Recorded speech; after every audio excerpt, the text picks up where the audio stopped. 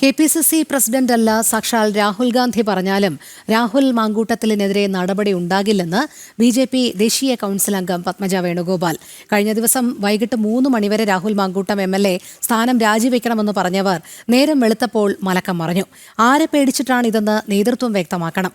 നേതാക്കൾക്കെതിരായ തെളിവുകൾ രാഹുലിന്റെ പക്കലുണ്ട്. അതാണ് ആരോപണങ്ങളിൽ പതറാതെ നിൽക്കാൻ കാരണമെന്നും പത്മജ വേണുഗോപാൽ മാരാർജി ഭവനിൽ വ്യക്തമാക്കി. രാഹുൽ മാങ്കൂട്ടത്തിന് ഒന്നും സംഭവിക്കും നിങ്ങളാരും വിചാരിക്കേണ്ട. നിങ്ങളൊന്ന് എത്ര എഴുതിയാലും എന്ത് കാണിച്ചാലും അദ്ദേഹത്തെ പ്രൊട്ടക്റ്റ് ചെയ്യാൻ ആൾക്കാരുണ്ട്. അതുള്ളിടത്തോളം കാലം രാഹുൽ മാങ്കൂട്ടം ആരെയും പേടിക്കില്ല. എന്തിനാ പറയണ്ടത്? രാഹുൽ ഗാന്ധി വന്ന് പറഞ്ഞാൽ പോലും രാഹുൽ മാങ്കൂട്ടം കേൾക്കുന്നു ഞാൻ വിശ്വസിക്കുന്നില്ല. ഇന്നലെ 3 മണിവരെ MLA സ്ഥാനം രാജിവെക്കണം രാഹുൽ മാങ്കൂട്ടത്തിൽ എന്ന് പറഞ്ഞ നേതാക്കന്മാർ ഇന്നലെ 3 മണി കഴിഞ്ഞപ്പോൾ നിശബ്ദരായി. ആരെ പേടിച്ചിട്ടാണ്? ആരുടെ ഫോൺ കോൾ വന്നിട്ടാണ്?